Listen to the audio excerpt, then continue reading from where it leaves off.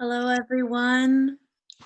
Um, this is Chelsea here at the Earthwork Farm, and this is our final workshop here at the virtual harvest gathering.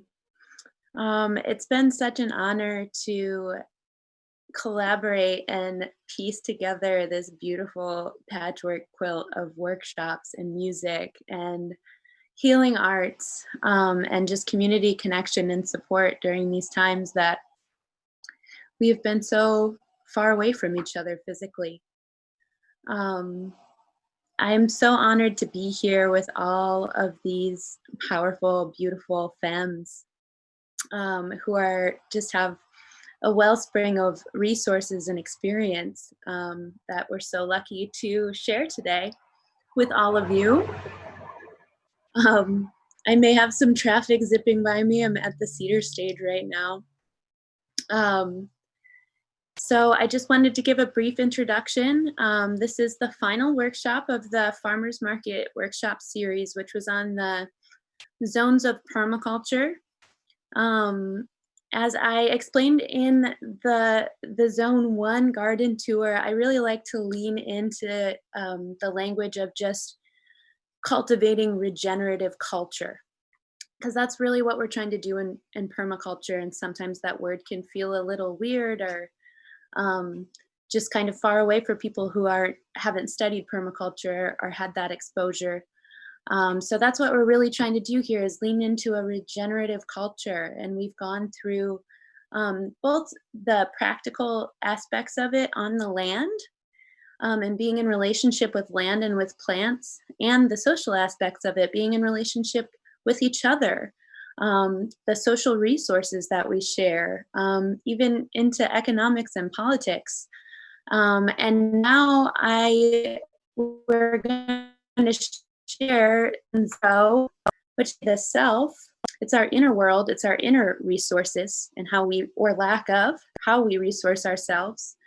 And Elizabeth, in just a moment, is going to share a wonderful somatic practice with us, and share about her experience with Zone 0 and resourcing the self, which is going to offer us all a great resource for ourselves.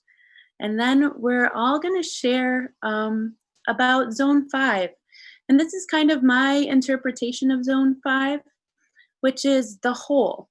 And it's not just the whole everything right now, but it's the whole, all of our ancestors and the ancestors of the land and the ancestors of the plants, and then all of the future generations that will come after us, because they're all connected, and the land itself, the whole planet and everybody that's on it. And we're going to talk about some of the ways that we connect to that whole, because it's not always necessarily a social thing, and it's not always necessarily a practical thing. It's oftentimes a spiritual thing. And there's many different ways to do it. And there's different cultures and religions and non-religions that have been finding ways to do it throughout history. So we're going to dive into that a little bit more later about how we connect with the whole. But now I'm going to hand it over to Elizabeth Wolf, and allow her to introduce herself. She's an amazing somatic practitioner and cultural healing facilitator. She's doing awesome work with Title Track and understanding racial justice in Northern Michigan, and we're so honored to have her here today. Thank you, Chelsea. Can you hear me okay? Okay. Chelsea, just text me if I need to use my headphones, please. Thank you.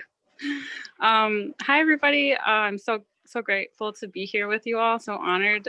Harvest is such a special happening in my heart and has been so influential in my own journey of healing. And yeah, I am, as Chelsea said, a somatic practitioner. And so I'm just going to facilitate a little practice for us to help us resource. And we're going to ground and orient to positive resource. And I'll talk a little bit more about what that means. But first, I'd just love to name that I'm on Anishinaabe land. I'm a settler colonial person. I identify as a queer, anti-racist, Jewish, non-binary femme.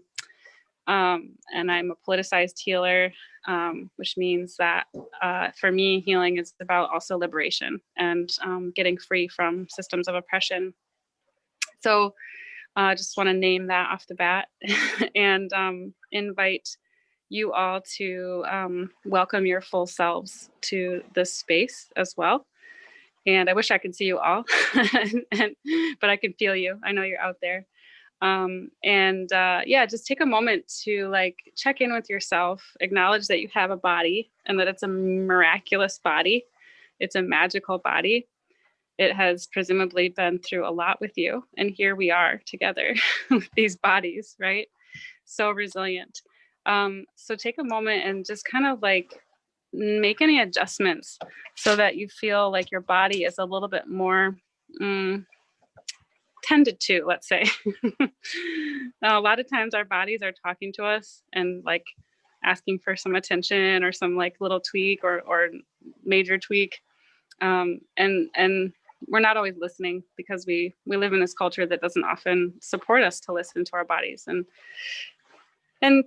one of the things I love to lift up is that our survival strategies are brilliant and necessary. And I wish we didn't need them as much as we do. Like I wish we lived in a culture that was regenerative, and thankfully we are trying to co-create that together so that there's less trauma and less oppression.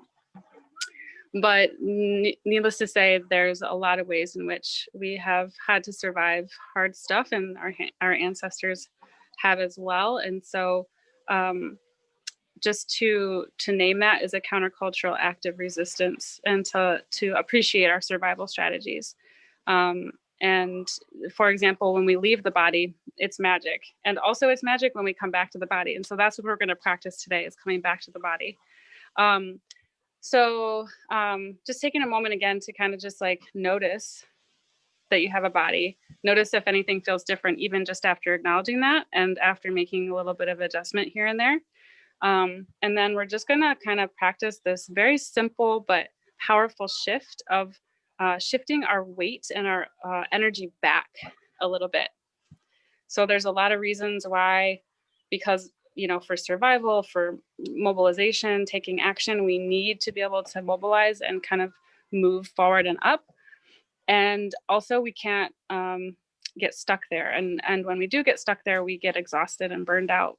And so we want to practice intentionally in moments where we can, if we can, to lean back and down. And so if you have something behind you, like a chair or a wall, just giving yourself permission to lean into it. And you can close your eyes if you'd like, or you can just take a soft gaze somewhere beyond your computer screen, somewhere that feels nourishing for your eyes. And just give yourself permission to receive the support behind you. Taking a few breaths into that support as you settle in, feeling the support below you as well, the base of the body, the feet, supported by the physical environment. And taking a moment to also kind of draw your awareness to the earth.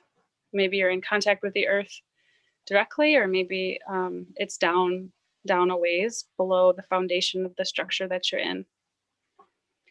So just making note of these different layers. So our body, the physical environment, the floor, all the way down to the earth. And I invite you to just kind of, in whatever way feels good to you, kind of reconnect with the earth a little bit. And there's a couple ways that can be helpful to do that.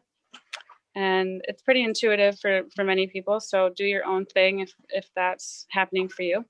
But a couple of invitations would be to imagine that you have roots attached to your tailbone and that your roots are traveling down into the soil, intermingling with the rocks, the roots of other beings, trees, plants, and noticing how far down your roots want to go. Maybe they want to travel down toward the clay and the water table. Maybe they want to travel all the way down, like, you know, miles and miles and miles down toward the core of the earth or toward the other side of the earth. And another visualization is just a grounding cord or a tail, kind of making a plumb line straight down from the tailbone into the earth. And you could envision a thread-like tail or a big dragon tail, and that it's just kind of plummeting down and anchoring you down into the nourishing support, the unconditional support of the earth. And just noticing how it feels to remember that the earth is there beneath us, even when we forget, providing that unconditional support, regardless of what's happening or not happening above the surface of the earth.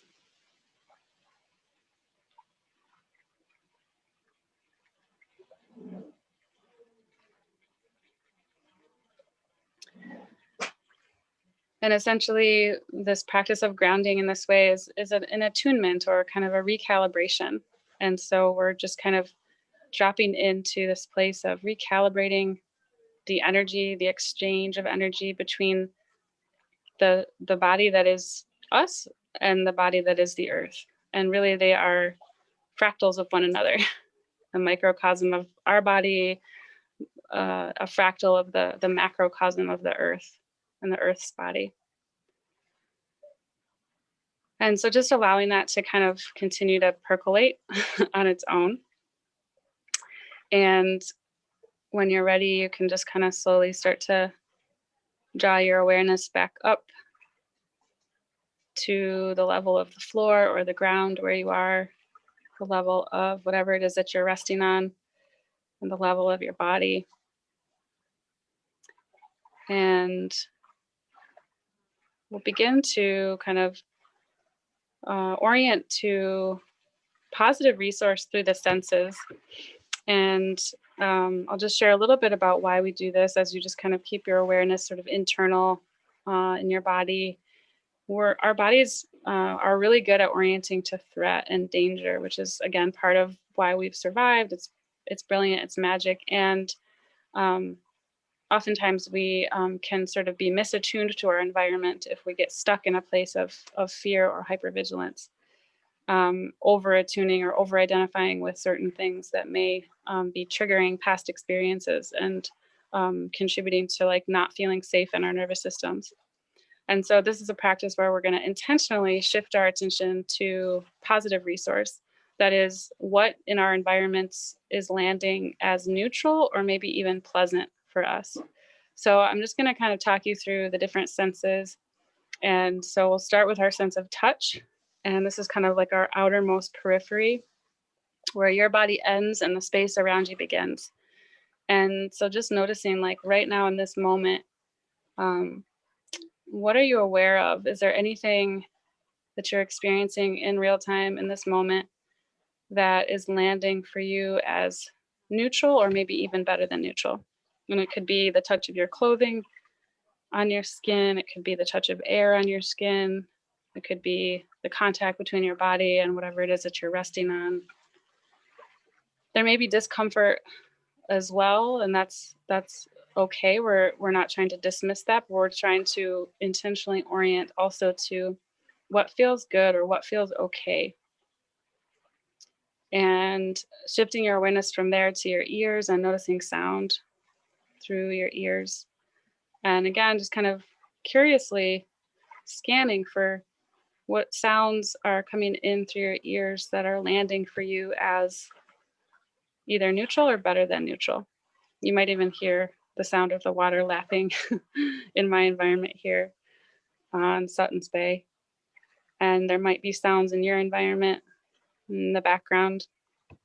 So just noticing what your ears are saying yes to. And then same thing, shifting your awareness to your nose and noticing smell and noticing if there's anything that is coming in through your nose that is helping you to feel resourced, helping you to come into your body and into this present moment a little bit more fully, and feeling like you can kind of befriend your body and befriend the present moment a little bit more. And same thing with your sense of taste. And then we'll shift our awareness to the eyes. And if your eyes have been closed, and even if they haven't, you can take your palms together and just kind of rub them together to charge them up. Our hands are so powerful as conduits of energy. And so once they're charged up, you can just place the palms over the eyes and let that energy and warmth kind of soak into the eyes, into the frontal brain behind the eyes, and then opening the eyes into the palms and letting little bits of light back in, taking your time, especially if your eyes have been closed, and just letting your eyes tell you when they are ready for more light to come in.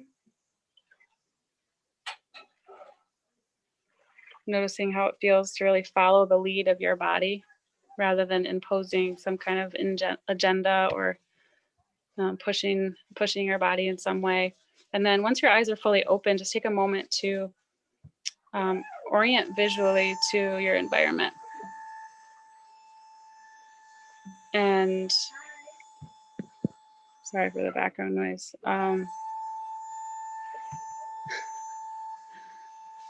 Go ahead and just take a moment to notice one or two things that you're aware of through your eyes that, again, are sort of feeling like a yes. And just give yourself permission to kind of attune to those things, those resources, without having to quickly look away. Like, give yourself permission to really attune and resonate and notice like what it is that you like about whatever it is that you're focusing on.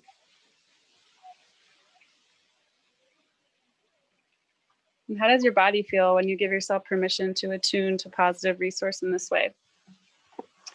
One last thing that is helpful in orienting is to actually turn the neck and turn the spine, which not everybody can do, but if you have access to that ability to rotate, I invite you to try that out and to actually look all the way back behind you, which helps our bodies to feel more fully oriented, even if we know what's behind us. So looking all the way around, turning your neck, taking it slow, and looking all the way back behind you. You might get a chiropractic adjustment like I just did.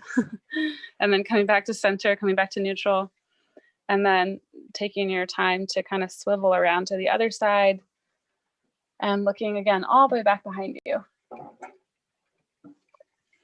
And the reason why we do this is because even if we know what's behind us, like I know that there's just a wall, that, you know, there's nothing harmful behind me. But my body doesn't necessarily know that until I give it permission to actually orient itself. And so we have these animal bodies, and as amazing as it is to connect through Zoom, the sort of physiological and energetic activity or practice of looking straight ahead and staying in one position for a long time is not natural per se. And our animal bodies really need to be moving and orienting. And, you know, we see this in the animal kingdom all the time, or the animal queerdom, I'll say.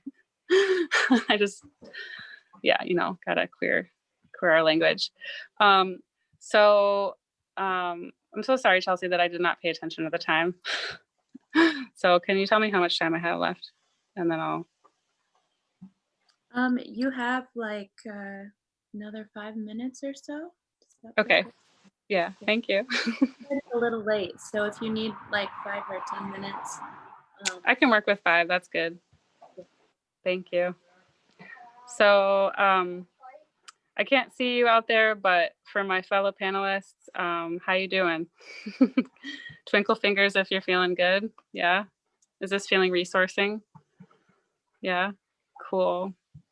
I hope y'all out there are feeling supported by it and supported by your own engagement with this practice. And I want to say too that as simple as it is in some ways, like it's sort of a basic mindfulness practice, it is not easy. It wasn't easy for me when I first learned how to do this because I was stuck in a place of hypervigilance and I couldn't relax because of like accumulated trauma and just living in this culture that we live in. And so I just want to like extend a lot of compassion and grace to everybody. If this is feeling difficult to focus in this way or to practice in this way, like that's okay. It takes time to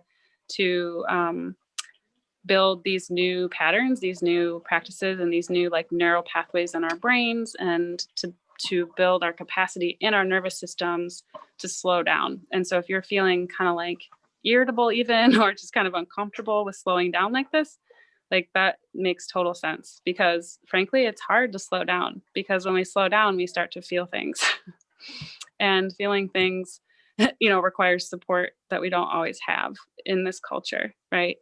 And so just like sending out so much love to everybody, with everything that we're all holding in the world right now.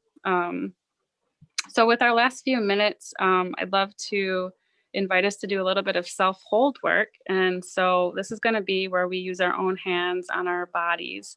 So, and this is of course optional, like everything. And so I always like to invite people to practice radical consent with your own body, which is to say, listen for a yes, no, or maybe from your own body and respond accordingly. And that in and of itself can be a really reparative and healing practice. And so if you could just take your hands out, if you're wanting to practice this, you can take your hands out in front of you. Our hands are very powerful, right? And they can be kind of imbued with a lot of different kinds of energies. Our hands can obviously cause harm, and our hands can be the source of healing and love, right? And so I want to invite you to kind of invoke the energy of an oak tree, an old grandmother oak tree, um, and kind of attune your hands to that frequency. And so just this sort of benevolent, unconditionally present, loving energy of an old grandmother oak tree. And I'm looking at not a grandmother oak tree, but I'm looking at like a adolescent oak tree in front of me. And so once your hands are kind of attuned in that way, I just invite you to, you can just lower your left hand or one of your hands and just place your other hand on your heart. And just noticing if that feels okay for you. So again, listening for that yes, no, or maybe. And I know that I just took a deeper breath as a result of placing my hand on my heart. And I do this for a living. I do this every day. So it's like it never fails to, for me, help me to actually come a little bit more home. Because when we place our own hands on our bodies, we're basically offering support to ourselves and containment. And we need support and containment, especially with how much we're all carrying right now, in order to try to metabolize what's happening in real time, or not even real time, but like in some amount of time that's not just like creating a huge backlog, right? That then turns into lots of like disease, right? Or like imbalance. And so I'm just going to offer a couple different combinations of hold. So of course, just bringing your hand to your heart in and of itself can be really healing. You can also place the other hand at the back of your neck, and even just just even taking my hand to the back of my neck, I know that I automatically, my head came back over my spine. So there's a way in which like our heads are often out in front. It's that sort of forward and up energy that is so common in our culture. And so when we bring our hand to the back of the head and the back of the neck, it's an invitation to lean back and down and to rest that really tender part of the body where all of the nerves kind of enter into the brainstem and innervate the head. And so this is a place that is often very congested, especially with all the like tech time, the screen time that we're all, or many of us are experiencing. And so just noticing how it feels to feel the support in the front with your hand on heart and the hand and the back of the head. And you can close your eyes if you want and just kind of drop your awareness into your heart space, that space behind or beneath the hand. And if that's too intense, if the sensations that you're feeling are too much for you, then I invite you to just kind of reorient your awareness to a more neutral part of your body, or to a positive resource externally through your senses. Otherwise, it can be really helpful and integrative to track sensation just from a place of curiosity and compassion. So just kind of tracking, like, what are the sensations just beneath your hand, and just beneath that, kind of the center of your heart, and all the way to the back of your heart, where your body is in contact with that support behind you. And just tracking for anything that's changing, subtle or not so subtle, anything that feels different as as a result of this support. And many of us are experiencing touch deprivation as a result of COVID and quarantining. And so even though self-touch is not the same as receiving affection, physical touch from other people in a consensual way, it's its own magic and its own medicine. So just receiving this witness, and support from your own hands, and taking a few more breaths there. And I know we transition, so I just want to mention briefly so that you can try this on your own, is a couple other holds are taking your hand to your forehead, which, can be really integrative for the frontal brain and help kind of ground the mind a little bit. And then you can take your left hand to the left side of the face. And the reason why it's the left side is because this is where the vagus nerve innervates the left side of the head. It actually doesn't, it's not symmetrical for some reason. And so we can support the vagus nerve with the hand here. And I know that I could probably just like fall asleep right here if I did this for much longer, right? So it can be really restful and integrative. And the vagus nerve is this really long, big nerve in the nervous system that's responsible for regulating and down-regulating in particular our nervous system. So feel welcome to continue to work with any of those holds for the rest of the panel. And yeah, thank you all so much. And I'll pass it back to you, Chelsea.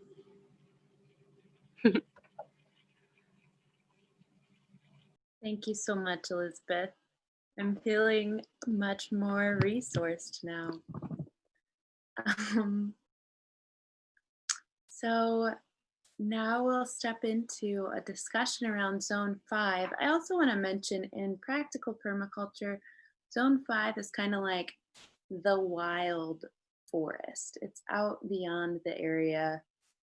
Zone 1 is the garden closest to your home. And then you get further and further out to Zone 4 being like where you wild forage your plants kind of at the edge between the wild forest. And then Zone 5 in practical permaculture is the wild forest.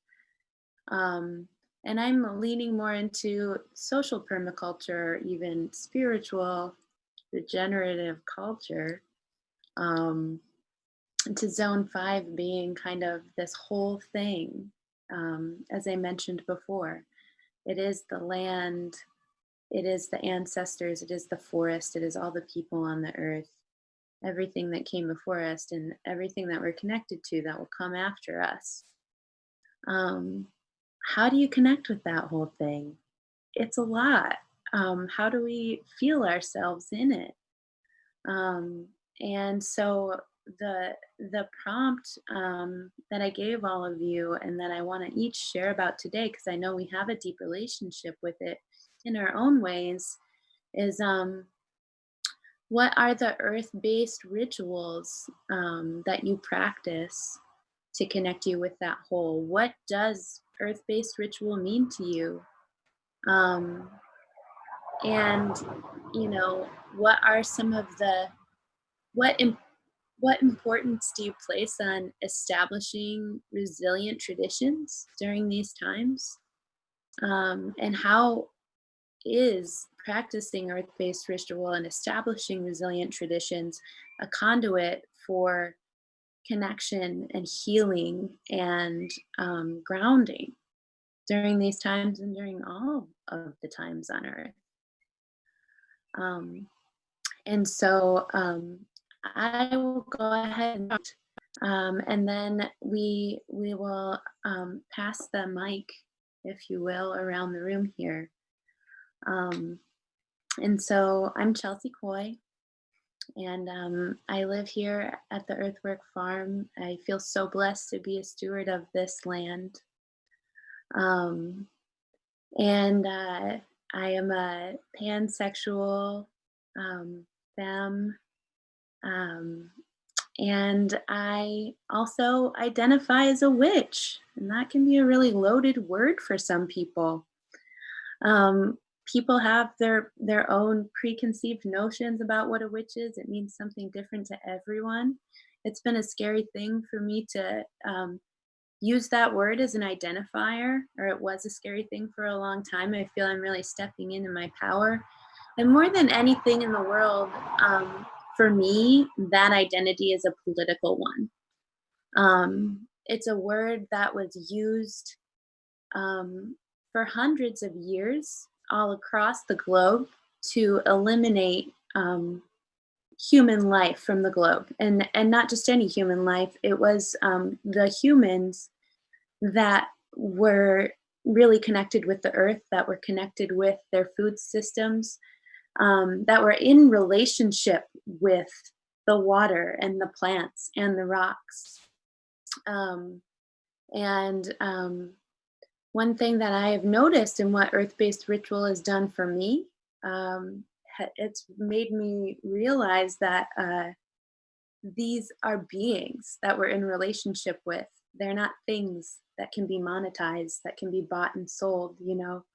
Um, and that there's deep ripples and families that are affected when we start to just take these things without consideration, without reciprocity in that relationship, or when we don't even think of them as being in a relationship with us, when we think of them as inanimate things. Um, and so My story has been interesting. I um, I am a white woman, very European. Um, my ancestors, according to my DNA test, are from all over Europe. But I grew up here in northern Michigan. I was raised by a Pokagon Potawatomi woman, my stepmother, Cindy. Wiggins was her maiden name.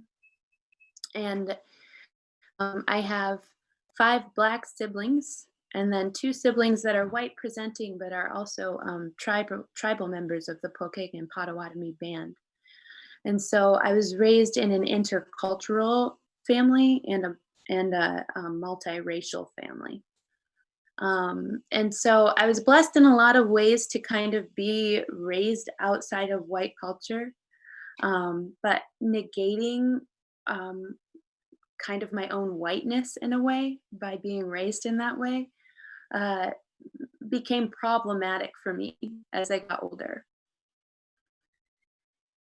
And there was this point in my last, I was going to massage school and getting really in touch with my body.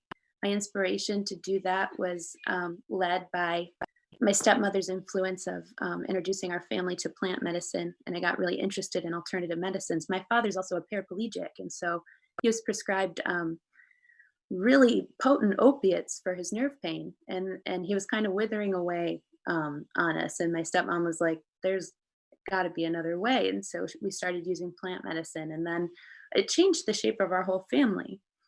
And I just wanted to dig deeper into this alternative realm of wellness. My mother also became like addicted to opiates in a really bad way. So I was just seeing kind of the ugly face and disconnection um, of the pharmaceutical industry and in our society.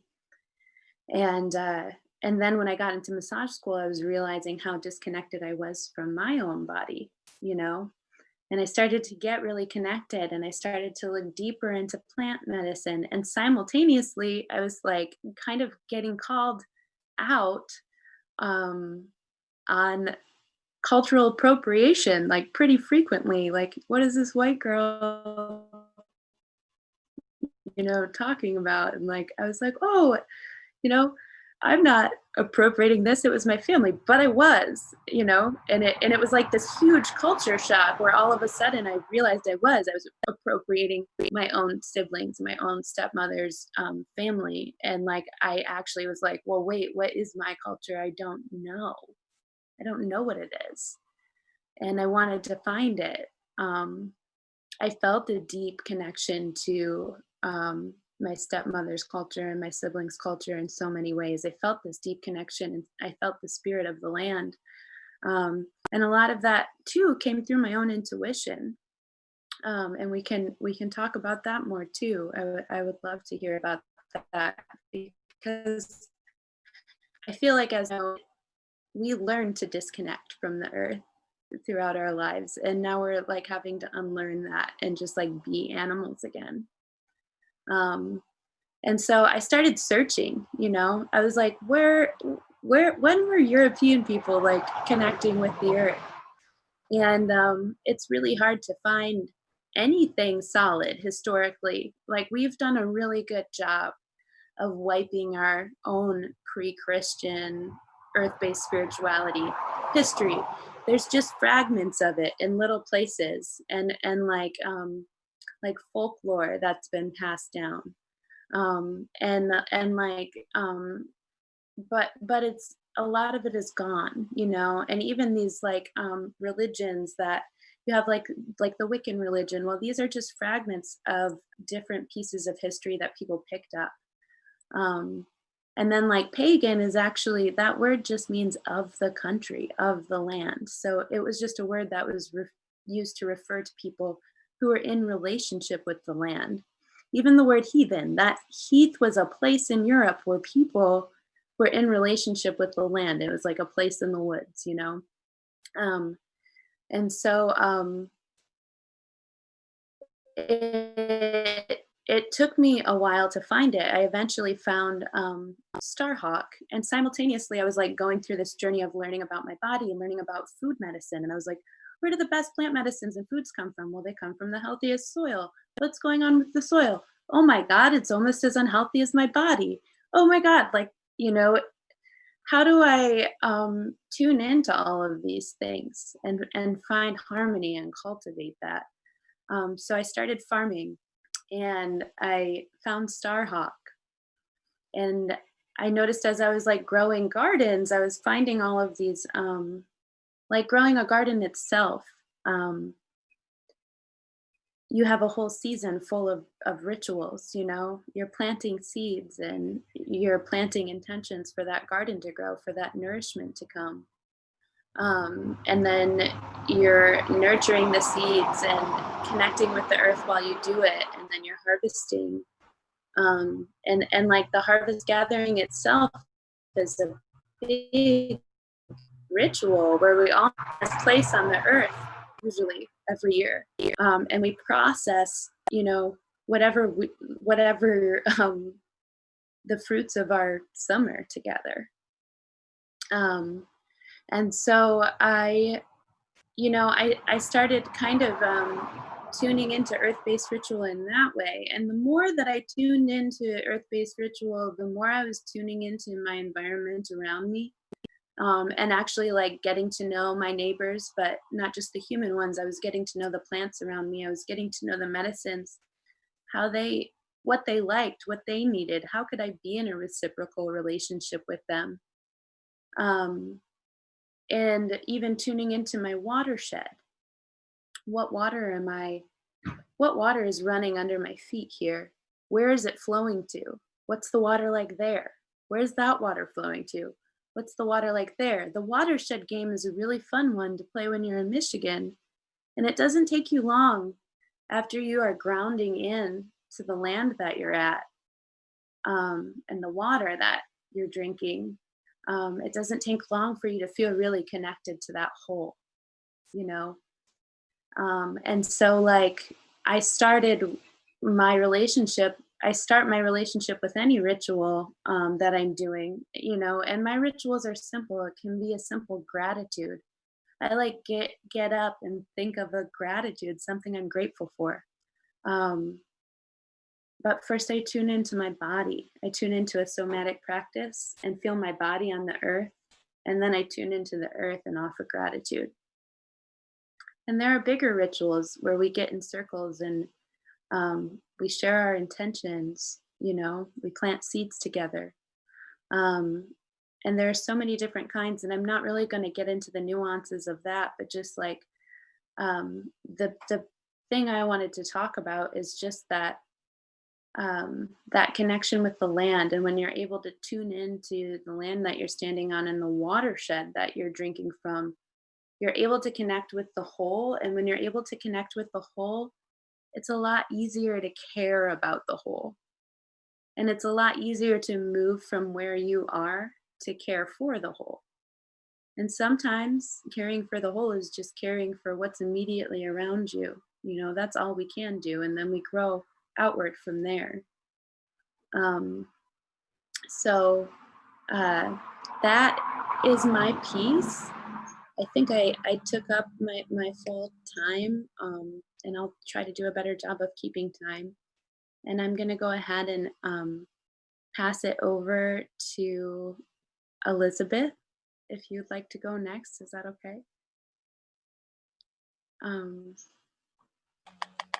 Yeah. Hi. okay. Awesome. Thank you guys for listening. Thanks, Chelsea. That was really beautiful.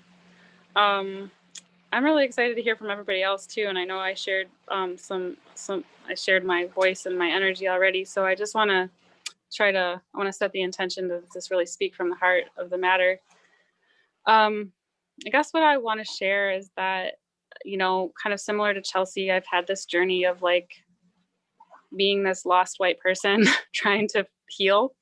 I mean, those are my words, not Chelsea's, but that's my sort of Cliff Notes version of it. And more specifically, like being a Jewish person that didn't feel a lot of resonance or nourishment from that particular faith tradition while I was growing up. Like it provided me cultural belonging and family, like bio family and chosen family, which I appreciate so much. And yet there are so many ways, unfortunately, in which like Judaism has been influenced by Christianity and by the ways that Christianity has been distorted. And so Judeo-Christian traditions are very usually patriarchal unless they've been reformed and reconstructed in a more earth-based way. And so it wasn't really until the last couple of years,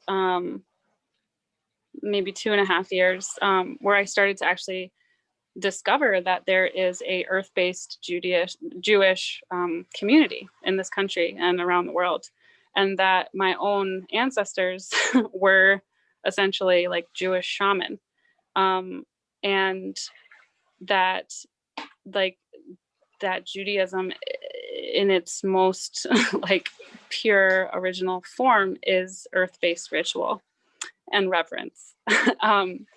And it's tricky because even as I say that, I'm like, okay, but maybe that's appropriative. Like maybe I'm romanticizing this thing, or, I don't have any direct connection to it. And so like, who am I to say that?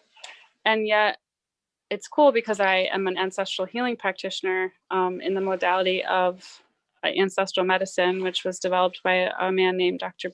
Daniel Four. And you can check out his website at ancestralmedicine.org. I'm getting a sun upgrade download here, so it's feeling really good. I hope you can see me.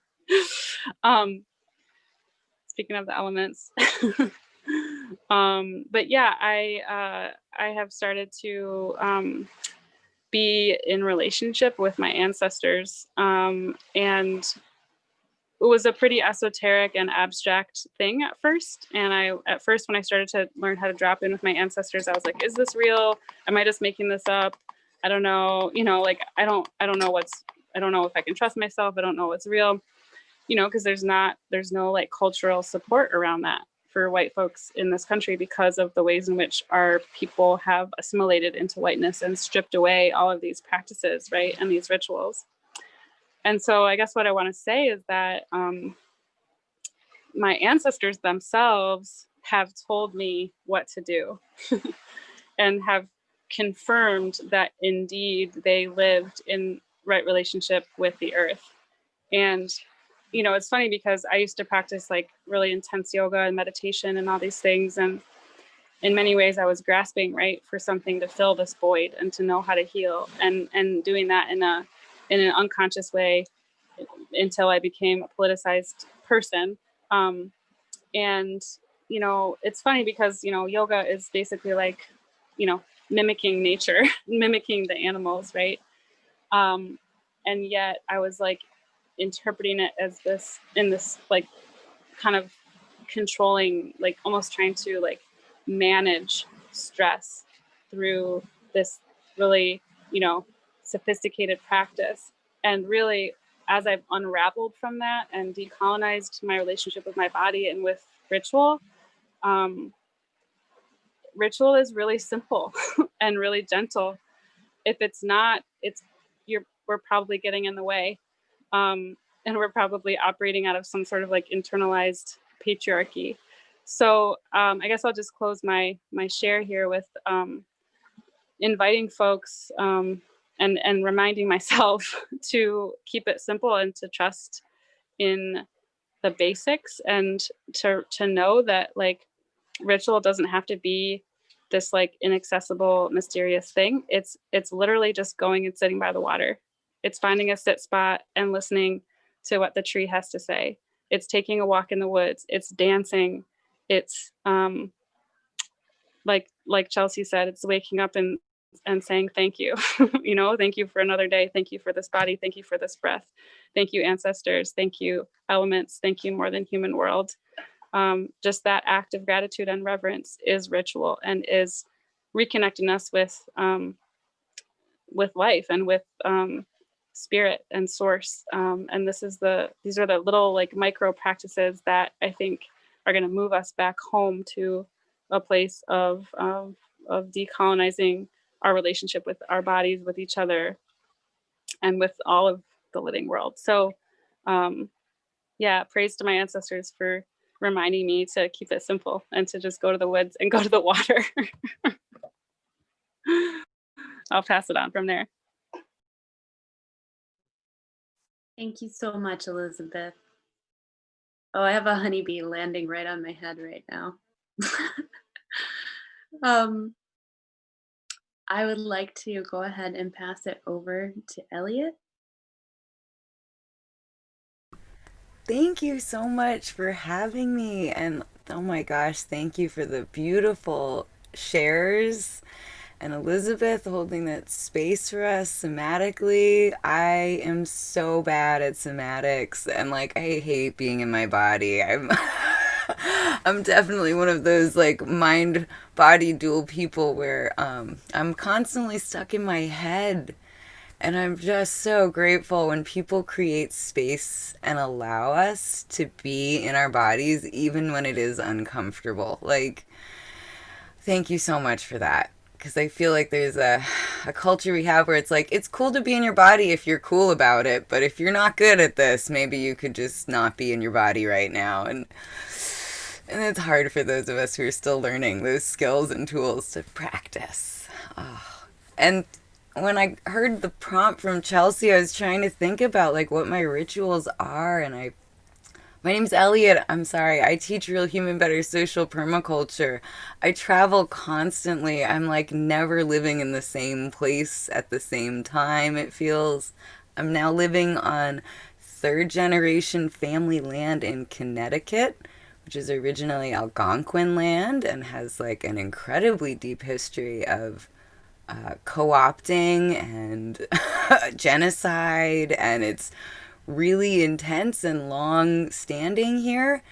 And I really appreciate the reflections of making whiteness disappear and not knowing our heritage because it's fucking.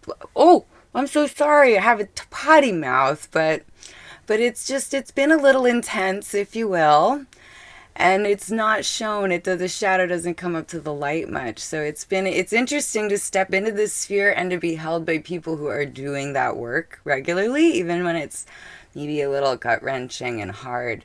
My closest earth-based ritual in this time especially is watering trees. Like I'd say if I come from a demographic, it's poor people, and this is the time of year when you can like dig up trees from lots and stuff and transplant them really well for like reforesting projects. And again, I'm not really good at human. I'm not good at being a human, but I do think that the one thing I can do is like plant trees and move water. It's kind of like the old saying, before enlightenment, we chop wood, carry water. After enlightenment, we chop wood and carry water. Like, I think as long as we're moving water mindfully and planting trees, like you're kind of doing at least the bare minimum, and that's like for me my personal best that I can do. I may not be able to brush my teeth for a week, but like I did plant a few trees this week, so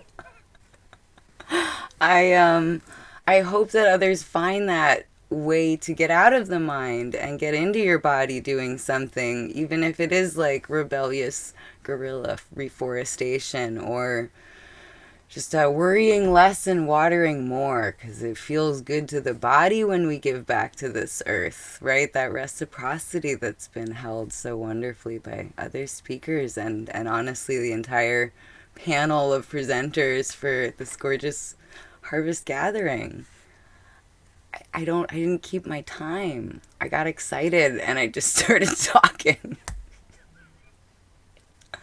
Okay, cool. I got a thumbs up. Very elegant. Mm. I'm Are you, happy to. are you, Sorry, I didn't hear you. are you finished with your share? I feel very complete in my share, and I'm really happy to pass it along or field a question or two, whatever feels good.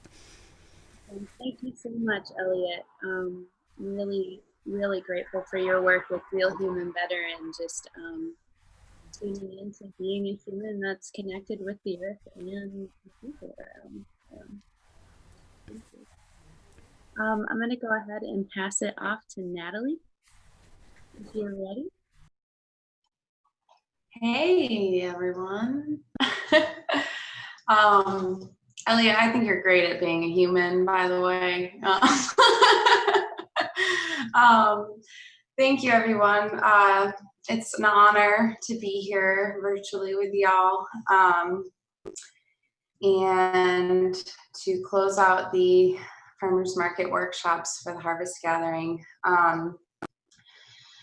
So yeah, what does earth-based ritual mean to me? This is a great prompt to reflect on because like Elizabeth said earlier, she kind of talked about a few of the things I wanted to touch on is like things can be really simple and easy. Rituals can be daily, hourly, yearly, monthly, you know, and when we are connecting with nature, we are recognizing so recognizing, so that's what my earth-based ritual is. It's a lot of observation and then reaction to that observation. So that's like kind of how I've boiled down my earth-based ritual. So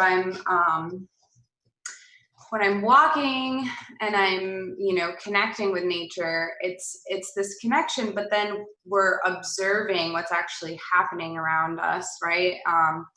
So one of those practical kind of things that I do around that would be observing when the landscape changes or when the environment changes when I am in a walk. So I recognize, okay, I'm at an edge here. I'm about to enter into this forest. I'm about to enter into this wetland. And so things are changing. I'm observing that change, and then I'm going to react to that change. And so a lot of times when we are in nature and we're I guess I'm talking about myself, so I can say me. This is what I do. So when I go into the forest and I am interacting with nature, I ask permission to enter, especially when I'm entering into a wetland or a bog ecosystem where there is predominant bog plants and bog wildlife, to me, that's just very sacred. That's what cleanses our water, all of those things for our watersheds are those bog plants and are those wetlands. And wetland conservation is extremely important for everybody on everything. So wetlands are very special to me. So I pay acknowledgement to them when I'm about to enter. And so not only do I announce myself, I say, hi, this is Natalie. And I've also heard people, if you want to have your own special name to introduce yourself to the forest with, or when you are interacting with nature, if you want to call yourself something else that you're introducing yourself to the forest or to nature or to the fairies, whoever you're communicating with, so you announce yourself, or that's what I would do. I announce myself. And then I state my intentions to a lot. I'll say, I'm just here to take a walk or to breathe, to rest, to interact with you, to see what's going on. I'm not here to take anything. Or maybe I'll be like, hi, I really need some pine cones. And so that's what my intention here today, wandering into this forest. So I'll say it out loud and have my, if I am taking anything, also having something to give back as well. Whether that be song or tears or sacred tobacco, something like that. And then I think the most important part about this whole thing is then listening for the answer. And that comes in a lot of different ways for me. Sometimes that's the wind blowing through my hair. Sometimes that's hearing a bird chirp in a different tone than it was just the moment before. Sometimes it's an animal appearing. It can be a lot of different things. So the sun trickling through the leaves at a certain angle, that can be different things to you. So just listening once again. So those are some things that I do. And another thing that I just want to mention as a really earth-based ritual, I think we all really have done this, especially in Northern Michigan, is just like cooking over a fire and cooking your food over a fire. I feel like that's something that is so communal, and it's like this warm energy, and usually everybody's speaking to each other, singing songs, sharing stories, and that all that energy is kind of like going towards the fire, and then we're like cooking our food that's nourishment, and tending to that fire. And so that's just viewing that as an earth-based ritual as well feels special.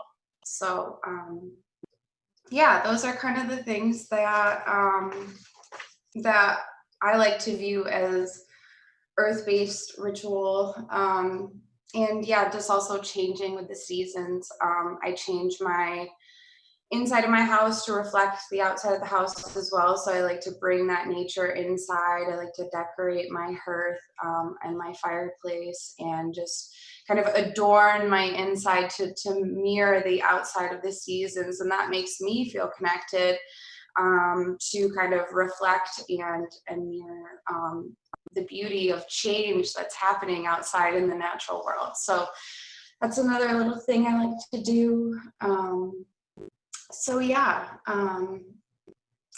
Also being very tiny, and like looking at very tiny lichens and mushrooms and fungi and moss, and just like getting really, really close. It's good to also get out of your body. That's what I do. I'm like, oh, what are these things? So yes, once again, thank you, Elizabeth, for bringing us into our bodies. Something I'm practicing on as I wander around the forest and look at things. Thank you, everyone. Thank you so much, Nat. I'll go ahead and pass it off to Penny. Penny is an amazing permaculture teacher, facilitator, regenerative culture cultivator, um, mentor of so many, caretaker of young ones, singer, um, puppet master, and just an all around um, wonderful human that I look up to very much. And she's been a mentor of mine the last couple of years, and I'm so honored to hear from her today. So go ahead, Penny.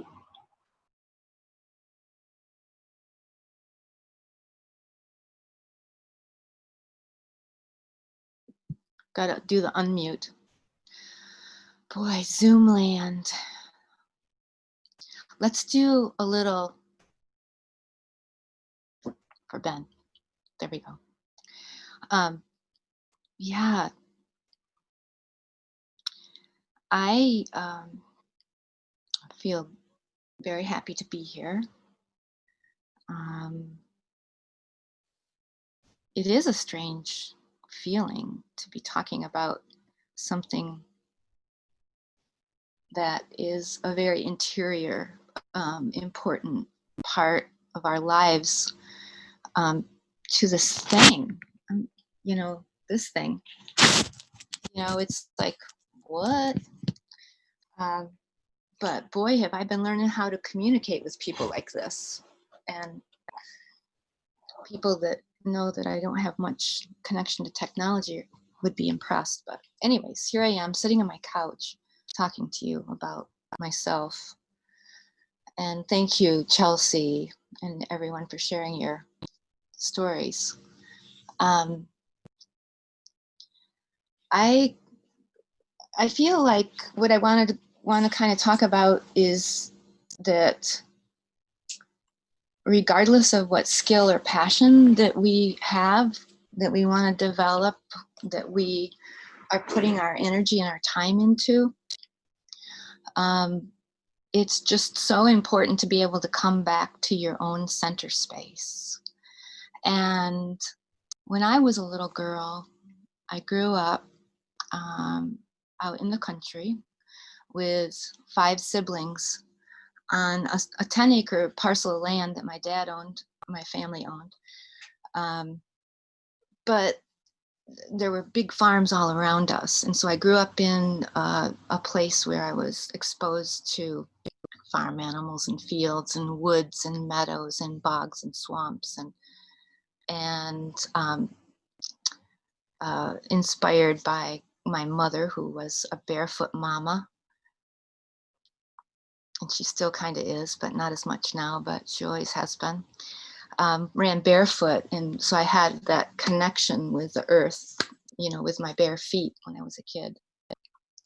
And some of these things, you think about afterwards, but now as I was kind of thinking about how to talk about how does this happen in our lives? How do we start doing these, like habits, these rituals, how do we move into the lane of, following a spiritual practice or not? And how, like, what is that? And for me, it was definitely being a barefoot child, growing up out in the country, running around like my little friend Iris does, and having sky over my head and the earth and woods and all kinds of things like that. And being able to do that both by myself, but also with my sisters and my neighbors, running around.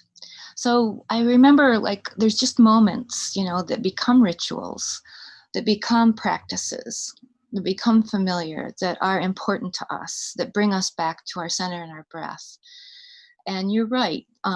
Some of them are, Elizabeth, I'm speaking to what she was saying, like we grow up and we forget. But if we can revisit those stories, that narrative of where we came from, and even if we don't think that we were connected to that place, there really is a connection. There's a deep connection there. And so, like, this idea, like, I can feel this right now, like laying in a meadow and hearing an airplane fly over me. And it was at the back of our property. There was a nice soft grassy place. I had a fort in the woods. So that became a ritual for me when I was a kid. So that was one of my like little individual self rituals.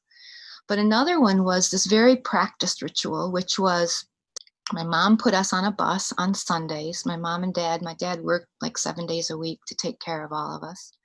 And on Sundays, we would get on a bus, a church bus, and go to the Baptist church. We went to the Graham Community Church for a while too. So my introduction to spirituality was through that kind of spirituality was through a formal church setting. And it was kind of cool, you know, you got to ride a bus. It was a little different than the school bus. You know, there were different experiences. Um, but it didn't really hit me that there was something awesome about it until my Aunt Sally and my Aunt Gloria stood up in front of the Graham Community Church, all of us. You know, so this is like star power. You know, it wasn't the preacher. It wasn't, you know, the lady at the piano. It was like my aunts, my Aunt Gloria and my Aunt Sally. And they stood up in front of everyone and sang.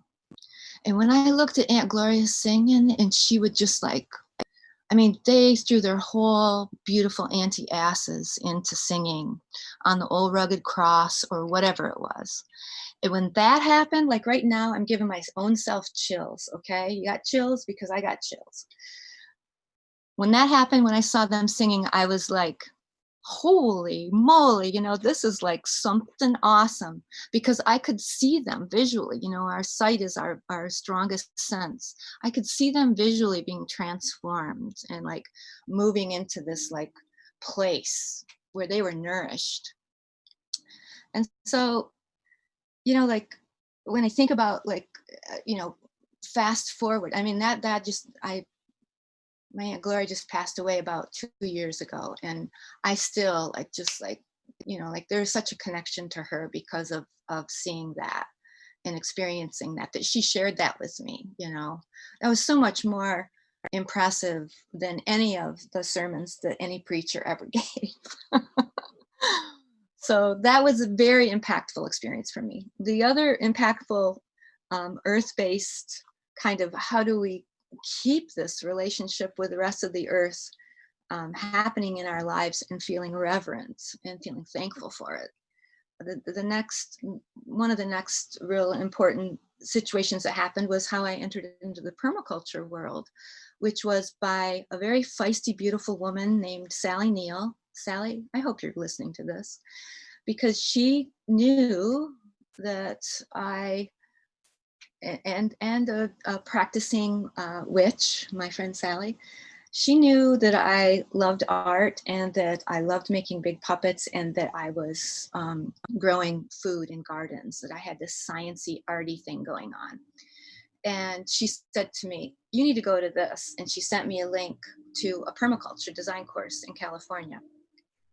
And I was asking for a teacher at that point. I was asking for direction to move into a place of doing some work, you know, getting my work. I had moved from a city situation where I was working with children, and I was up in Leelanau County, and I was feeling a little bit lost. You know, it was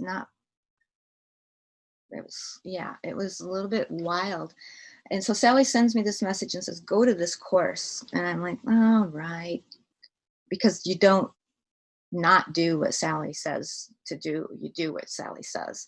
So I had a young girl, a girls group hanging out with me then. And I asked Emma to sit down with me and help me write the letter. She was like 13. I said, Emma, I got to use this computer. I got to write this letter. I got to see if I can go to this course. So she actually helped me write it. So anyways, long story short, I went to a permaculture design course with Starhawk and Penny Livingston Stark and Eric Olson.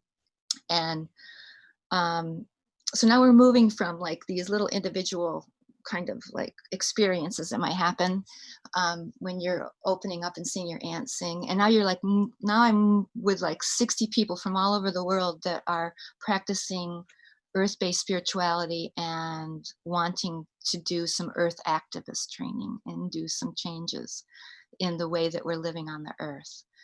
And so my mind was blown with all that, and I was taken into different circles and different aspects of ritual making, which I didn't have a real clue or understanding what was going on. I was just sort of like floating around. And staying connected, but like experiencing it from the 13th permaculture principle of, I don't know what's going on, but something's happening here. So that was very impactful. And I started looking at ways that outside of a Christian or, organized religion, how people start moving into this place of ethical care with reverence and with full intention, and with coming back to that, and always making those decisions to act in that way. And so, in permaculture, we're putting our foot down, we're putting our hands in places that we don't often. We want to figure out how to live on the earth in a better way. We want to be better humans, as Elliot says. We want to connect to the places that we're living. We want to use our brain power and do things that are going to cause no harm. And it's not an easy thing to do because of the way that we are dictated towards. And so more and more I've stepped away from organized religious practices, even though I, love organ music and churches and cathedral windows and all of those things. And I know that many people benefit from it, many people in my own family. So I have no opinion about other people's practices, but the thing that I have found takes me right back to when I was a kid laying in that meadow, is that if we are looking at our daily practice as a circle, as a round, and we wake up in the morning with the sun rising in the east, and we watch the path of the sun from east to west, and we think about orienting ourselves and the directions that we're in, and then we layer the next circle on top, which is the seasons. And if you're from a place like we are here, we get to experience at least 4 seasons, maybe more. And then there's that layer of all these beautiful transformational changes from the bud to the fruit. And if we keep layering all of these beautiful, scientific, yet magical, amazing things that happen every day, all day long, and we allow that experience to infuse us in the decisions that we make for how we're going to be on the earth, we're going to think about food and water and shelter and community and how we're educating our children in a very, very different way. And we're going to also think, for me anyways, we're going to think about what deserves my energy and time as far as reverence and my allegiance, who I have my allegiance to.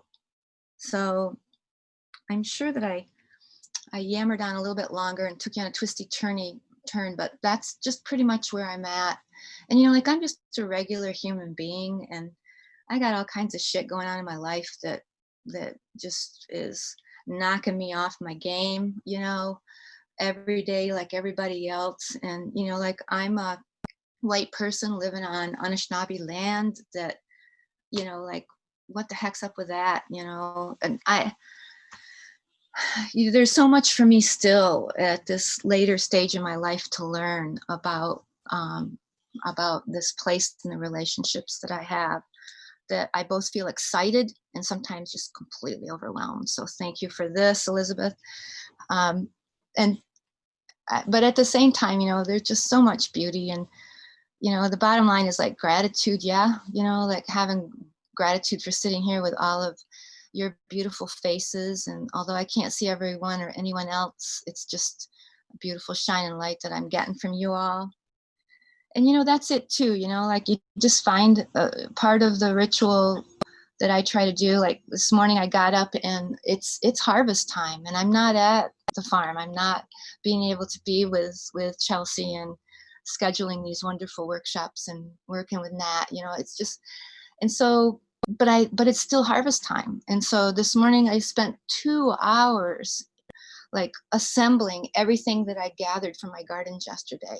And then I plunked a couple of my beeswax candles down, and I'm sure my son thought I had lost my marbles by the time I was done. 3 hours later, I'm like, what? I've got to take a picture of this. This is like so gorgeous. Look at all this abundance. You know, so that was my ritual, and it was exhausting. I had to take like a little rest afterwards.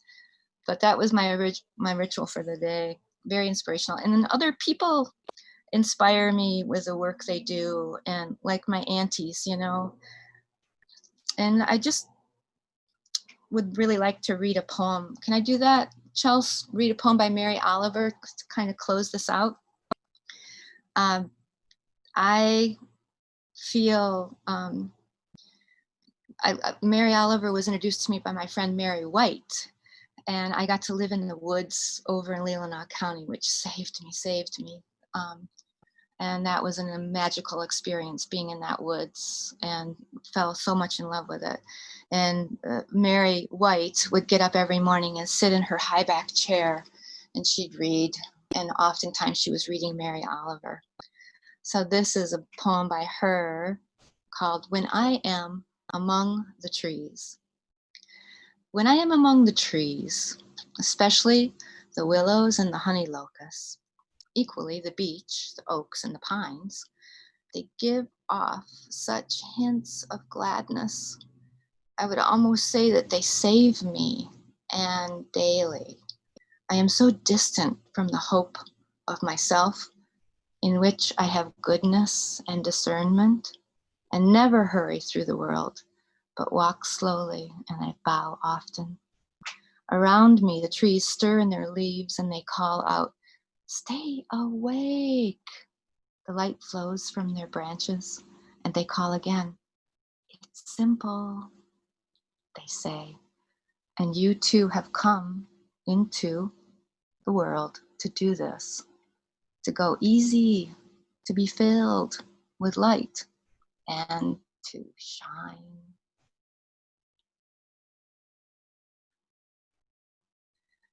Gratitude to Mary Oliver.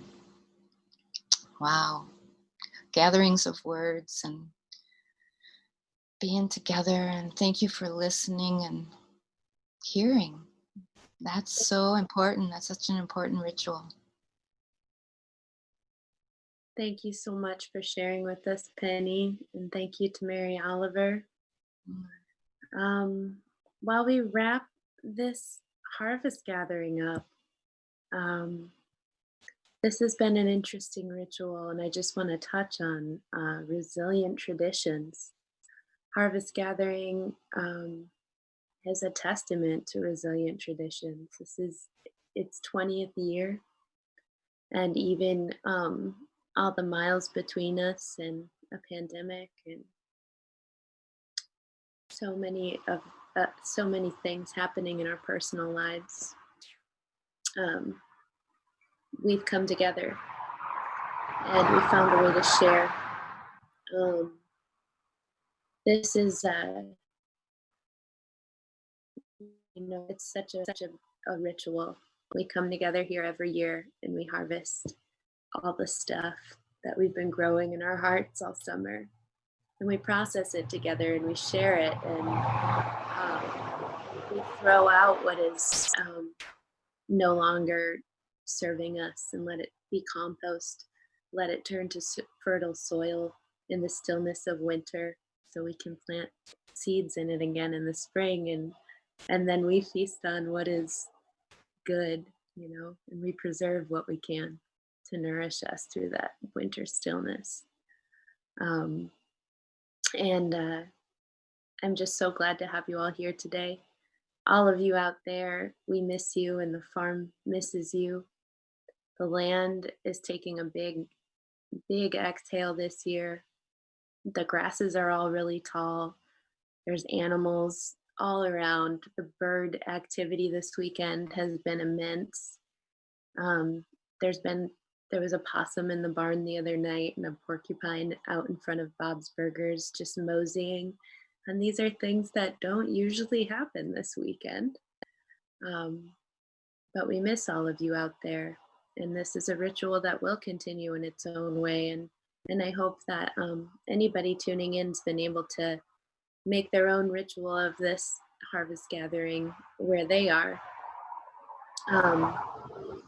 While we're closing out, I just wanted to go around the circle here and just take a minute or so to share maybe what your favorite daily ritual or yearly ritual or whatever it is with folks, and to say goodbye, because we're kind of saying goodbye, you know, now, or not goodbye, but until next time. And I know that we'll continue to share workshops and archival music on the Harvest Gathering pages and YouTube channel. All this stuff gets to live here forever, and we can interact with each other through this portal. So thank you all for helping to create it. And I just send so much love to all of you and our community, our beautiful community that holds all of these hearts all year round. So with that, one of my favorite rituals that is super healing, and I've been doing this for about the last decade, is I like to sing to the rivers that I visit. I like to sing a song of gratitude or sing an intention, a loving intention to them. And I've learned that water is deadly. The molecular structure of water changes when you send love to it. And so I like to sing loving songs to the rivers and imagine those loving words being carried out to the banks of the rivers and all of the places that watershed touches. And it helps me feel connected to the whole. So with that, happy Harvest Gathering 2020, and I'll let you guys pass it around. We can just kind of popcorn this as we say goodbye. And Penny, if you want to go last again, I think that would be the most appropriate, since you are our elder, and I know you lived at this farm a long time ago, and yeah, that just feels right. So I hope that's okay.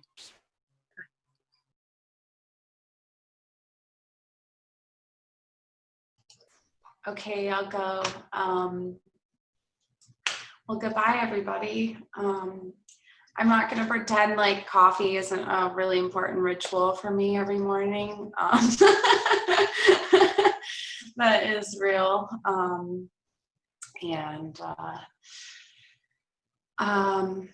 But something else, I guess I would say that is really important to me and makes me feel connected is also playing music with Chelsea. Really love that as a ritual. It's been a journey and a wonderful practice, and ever-changing and evolving. So really grateful for that. Bye, everyone. Love you.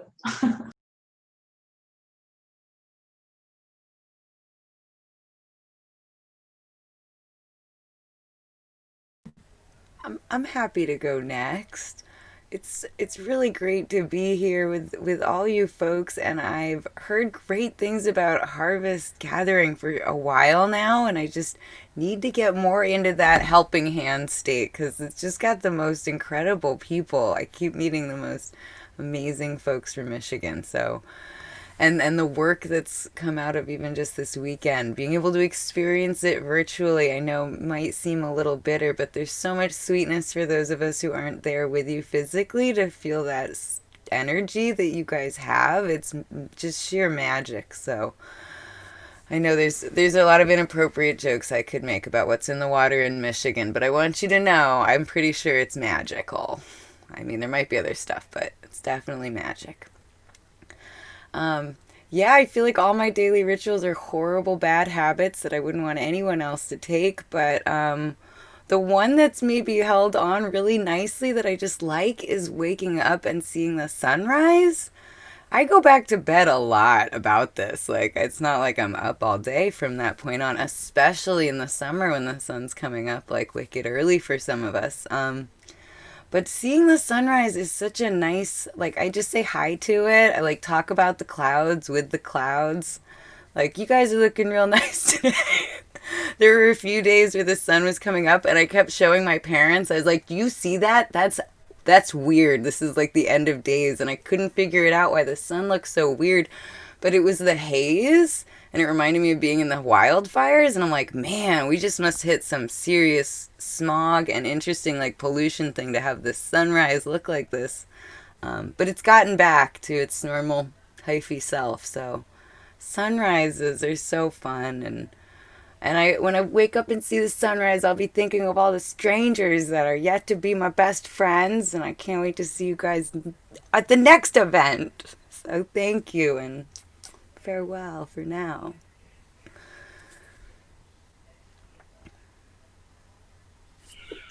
Well, it could be that I'm sitting here staring at, the water, but I think my favorite ritual ever since my mom transitioned to ancestorhood, which was almost a year ago on October 6th. um I have kind of a deepened relationship with the water, and I just go to the water and thank it, and essentially practice like the willingness to let the water transmute and alchemize, whatever it is that water does, whatever the magic, whatever word you want to use for that magic. Let the water do its work on me, and be willing to release what's not mine and what's not serving me, and trust the water to have it, and that it's not going to harm the water. And just thanking the water for the lessons of like fluidity and grief and nurturance and abundance. And I can't help but just like show you the water right now, because why not? Gotta share the love. So I'm just gonna flip it around real quick, and here is the Sutton's Bay of West Bay of Lake Michigan. And she says hello and sends her love, as you can tell.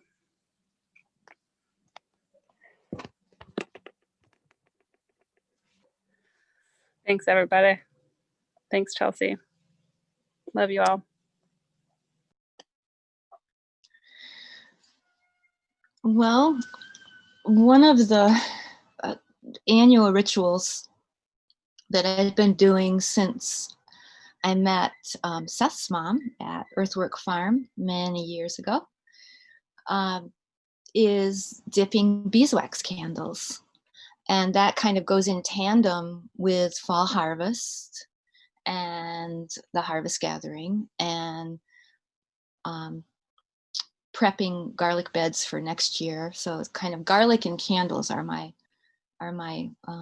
earth-based rituals that I spend time with. And I really like the way Elizabeth said that, like it's like, like there is like a calling, I think, when you get into that wandering space, when you're practicing one of those wonderful habits, like greeting the sun in the morning. And when I set up an outdoor kitchen this year to do my candle dipping a little earlier, because I really needed some healing this week and some meditation to help ground me with some tough things that are happening.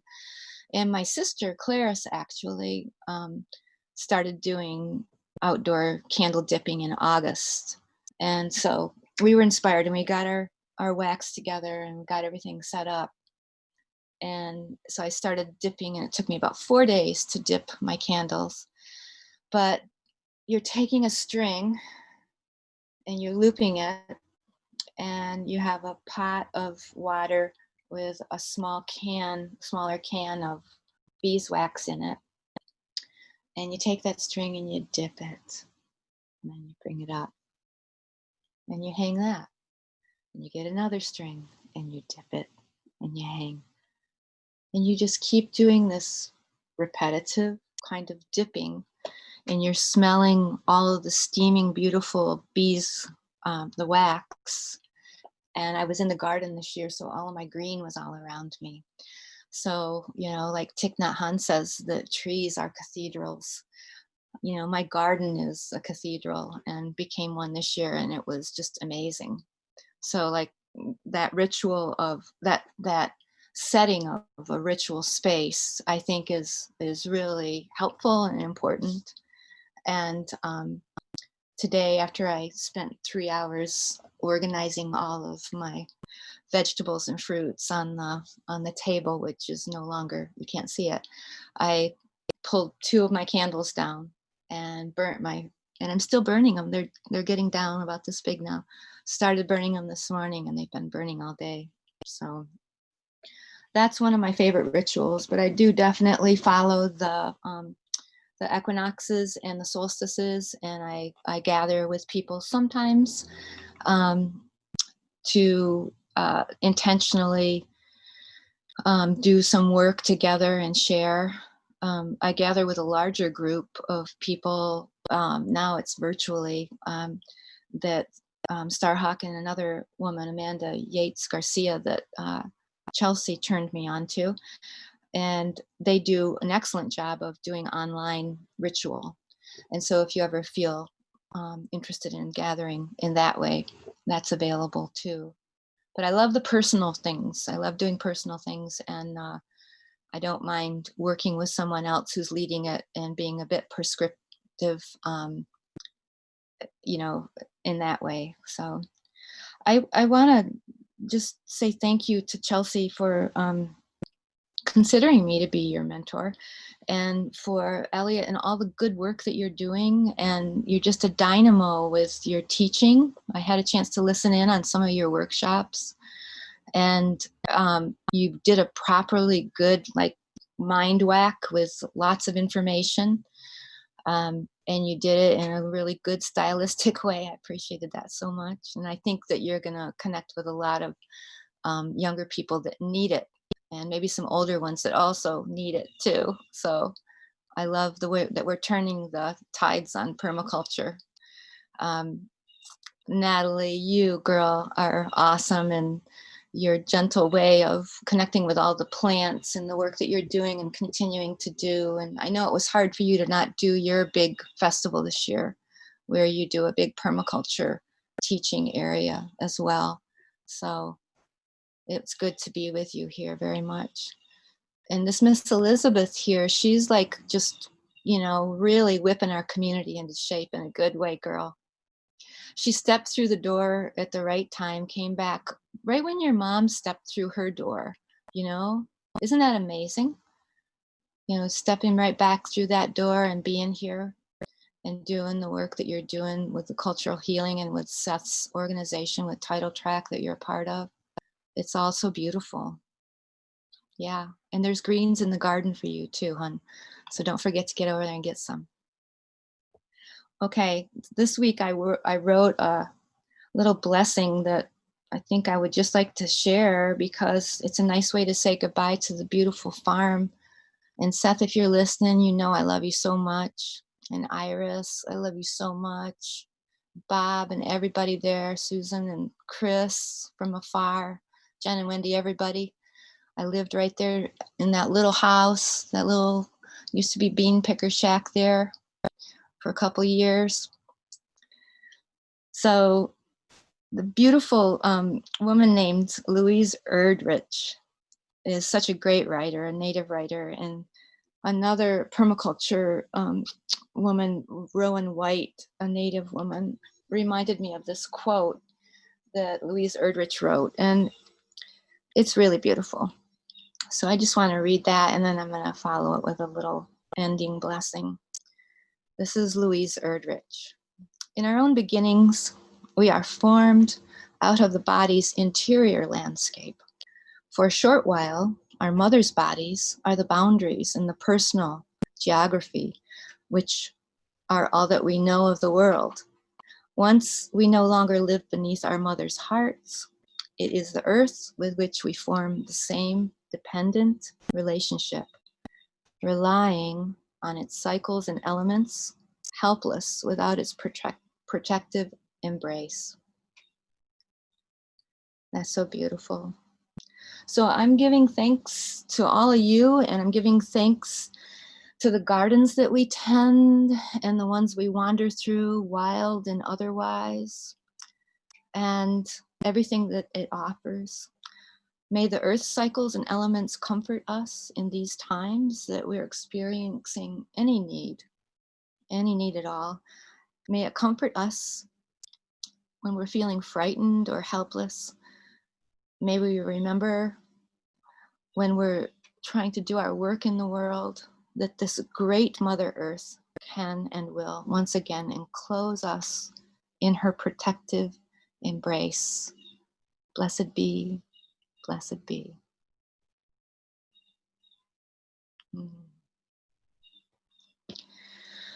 My lovely ladies. Thank you, Penny. Thank you. Happy Harvest Gathering 2020. Blessed be to all of you. Thank you so much, Penny. Mm-hmm.